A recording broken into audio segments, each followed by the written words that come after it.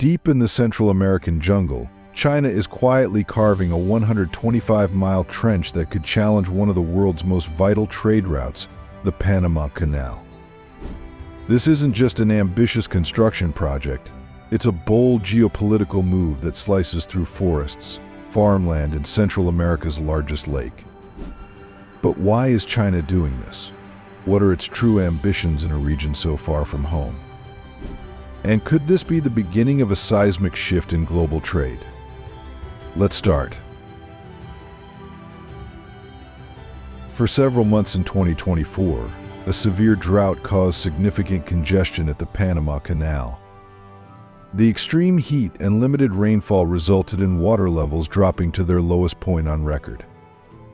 Consequently, Panama had to reduce the number of ships allowed to transit, setting off a ripple effect of delays, increased shipping costs, and broader concerns about the canal's long-term viability as one of the world's most vital trade routes. This disruption also affected the global shipping industry. Approximately 5% of global maritime trade moves through the Panama Canal, which also serves as a gateway for 40% of containerized cargo to and from the United States. As ships get stuck and costs rise, some nations are thinking beyond the sea. Could a land route solve the crisis? When sea routes face disruption, countries turn to land-based alternatives. In southern Mexico, where the Pacific and Atlantic are only 188 miles apart, the interoceanic corridor is emerging as a major new trade route.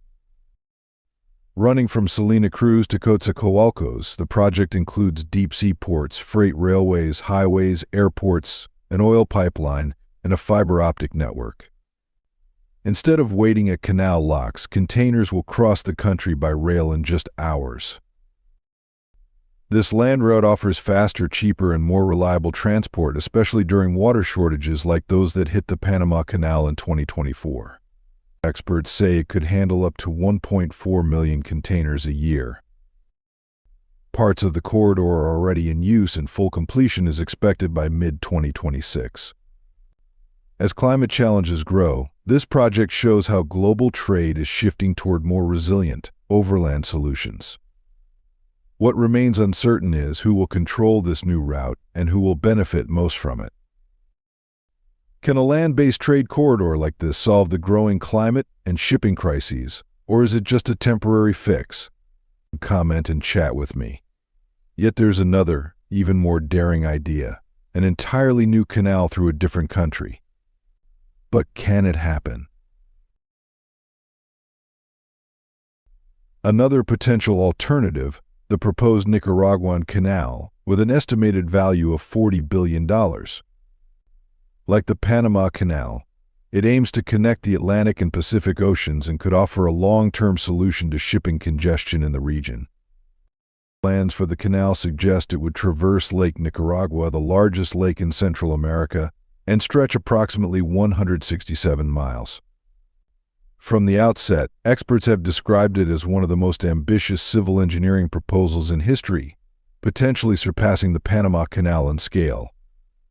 The design would accommodate large container ships and tankers that currently cannot pass through Panama's existing locks.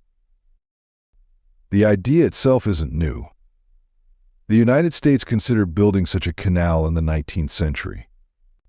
An 1870 map outlines a proposed shipping route across Nicaragua, and by the early 20th century, the U.S. had secured rights and conducted feasibility studies. However, after acquiring French interests in the Panama Canal, Congress ultimately shifted focus there. Given today's evolving geopolitical and environmental context, some argue it's time to revisit the Nicaraguan project. Current proposals suggest it would be roughly 3 times longer and twice as deep as the Panama Canal. Planned infrastructure includes 2 major ports, hydroelectric facilities, and a supporting logistics network. Some projections suggest total cost could rise to as much as $100 billion. So, where does China come in? The Nicaragua Canal made headlines in 2013 after Wang Jing, a Chinese entrepreneur and telecommunications executive, signed a $50 billion agreement with Nicaragua's government. His company, HK Nicaragua Canal Development Investment, based in Hong Kong, was granted a 50-year concession to develop the canal. Supporters highlight potential economic benefits for Nicaragua. According to government statements, the canal could generate tens of thousands of jobs and significantly boost national income. President Daniel Ortega has expressed hope that the project could alleviate poverty and stimulate development. It's important to note that Nicaragua ranks among the lower-income countries globally. As of the 2024 Global Finance Ranking, it placed 58th in terms of poverty, with a GDP per capita of $813. In comparison, the United States ranked 182nd, with $85,500 in GDP per capita, while Panama stood at 142nd with GDP per capita of approximately $47,197. Among countries in the Americas, Nicaragua has one of the lowest income levels, second only to Haiti. In this context, a major infrastructure project could represent a meaningful step toward economic transformation. But beneath the promises of progress lies a storm of opposition, displacement, and environmental alarm. Is the cost too high?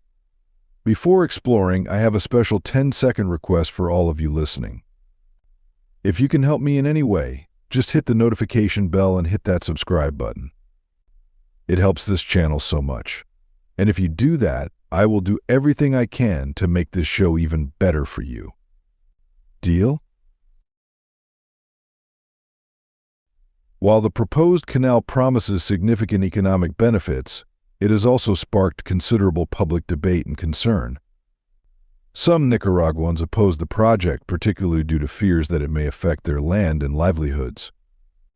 Reports indicate that legislation was passed allowing the government to expropriate land and water routes as part of the canal's development. According to project estimates, as many as 120,000 people may need to be relocated. In past years, thousands of Nicaraguan farmers organized protests in response to proposed land acquisitions. In 2019, 3 farmer leaders received lengthy prison sentences after being accused of aiding what authorities described as an attempted coup. Observers have noted that dissatisfaction with the canal was among the early sources of public discontent that contributed to broader protests against the government in 2018. Environmental organizations have also raised concerns. Experts suggest the canal could affect Nicaragua's most significant freshwater reserves and disrupt ecosystems in protected areas. For instance, 22 endangered species are believed to inhabit the region, including the jaguar. Conservation biologists warn that habitat fragmentation could isolate populations and reduce biodiversity. The area in question is also home to indigenous communities. According to the Center for World Indigenous Studies, there have been long-standing tensions between indigenous populations and national development efforts. While historical estimates have pointed to serious losses in previous conflicts, exact figures remain contested. The 2013 approval of the canal raised additional concerns, as approximately 52% of the proposed route would cross indigenous territories, including lands of the Mosquito, Rama, and Creole peoples. Critics argue the project could displace communities and affect key ecosystems such as Lake Nicaragua, the largest lake in Central America. The lake is an essential source of drinking water and food, especially for local and indigenous populations.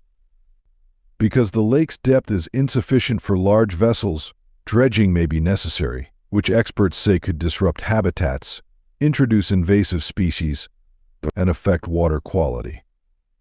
Additional concerns relate to the speed of the project's environmental impact assessments. Analysts note that while feasibility research was conducted, it was completed in less than 2 years, considerably shorter than the 10 years spent on a similar study for a sea-level canal through Panama in the 1970s, which was ultimately shelved. For comparison, the Three Gorges Dam in China, smaller in scale, was completed after a similarly brief study and has since faced criticism for environmental challenges such as landslides, pollution, and seismic risks. Experts emphasize that more comprehensive studies might have mitigated these outcomes.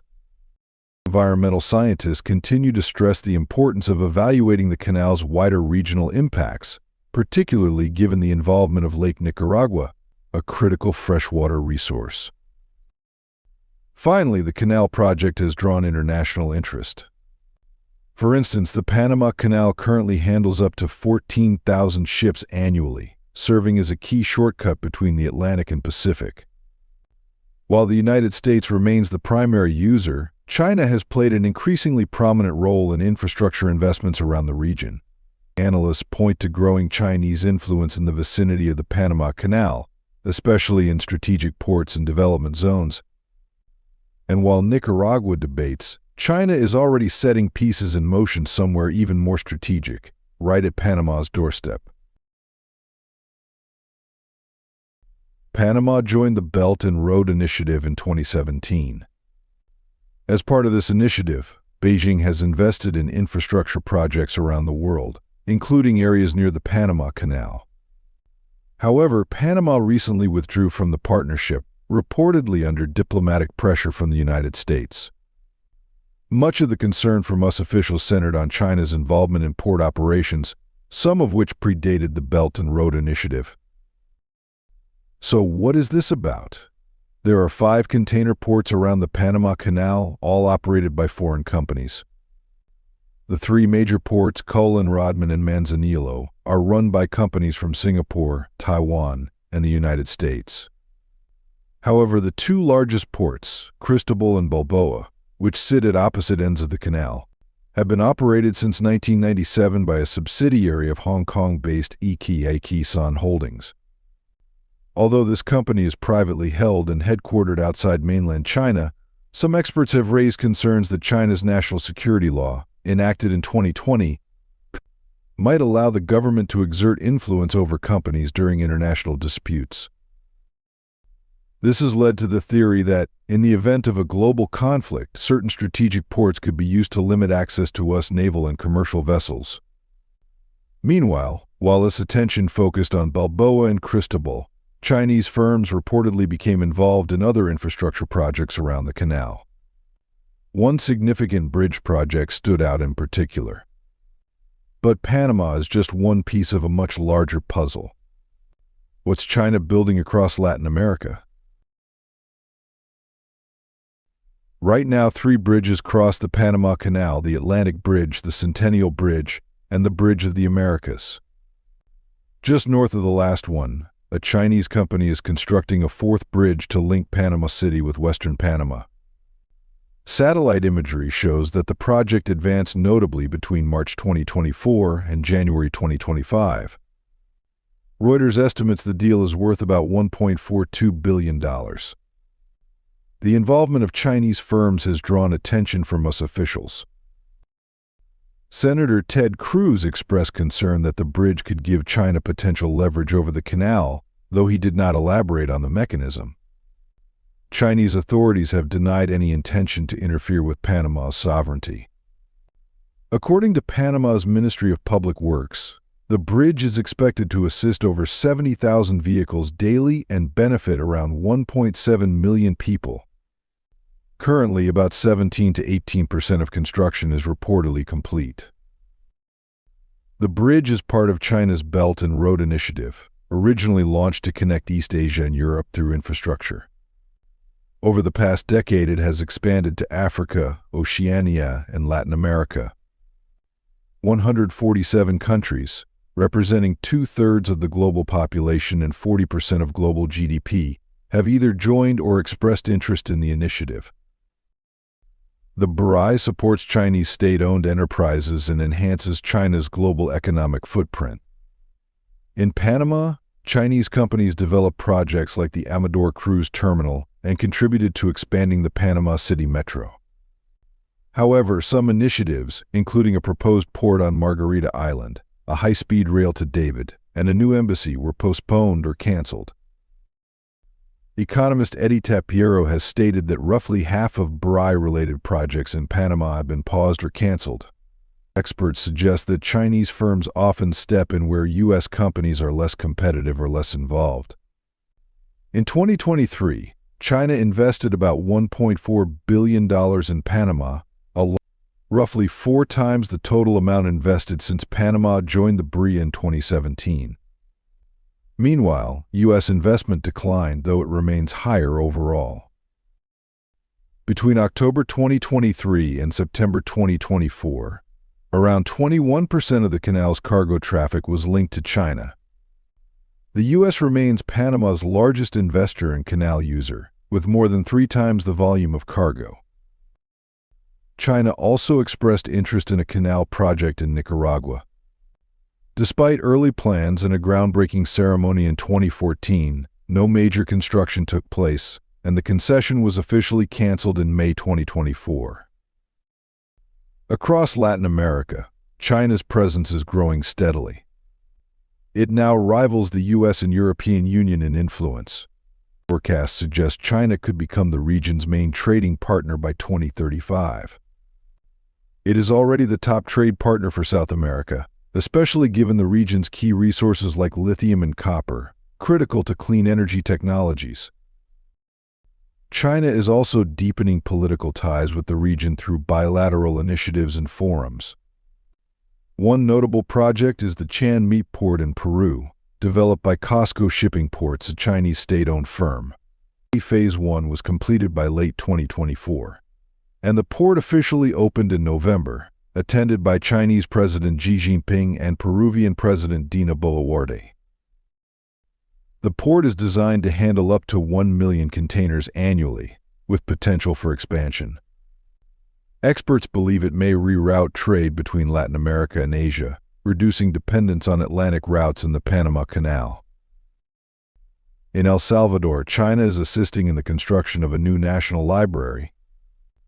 Although some reports mention limited public details, the project is visibly progressing in the capital. Several years ago, a Chinese firm proposed a deep water port and industrial zone on an island off the coast. The plan was paused after US objections, but recent developments suggest it may resume.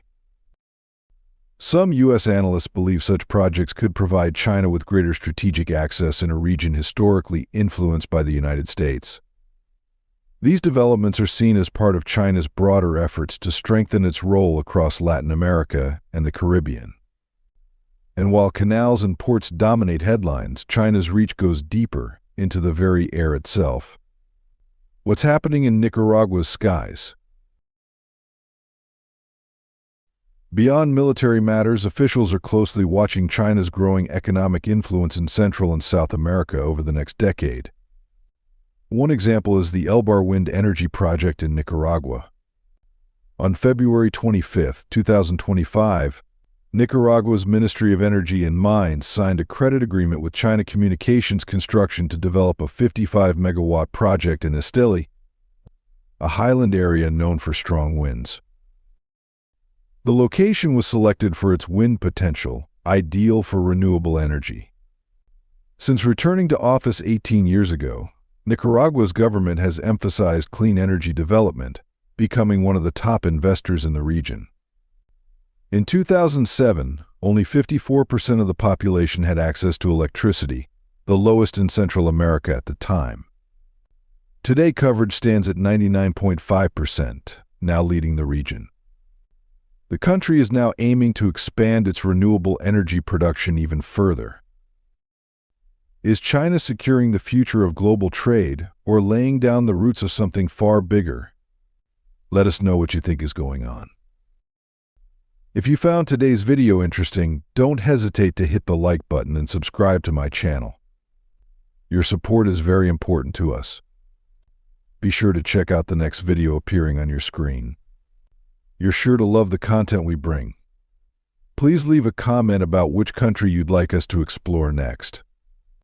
Thank you for watching and see you in the next video. Thanks for being with us. Leave a comment, like to show your support, and remember to hit that subscribe button for more exciting videos. See you next time.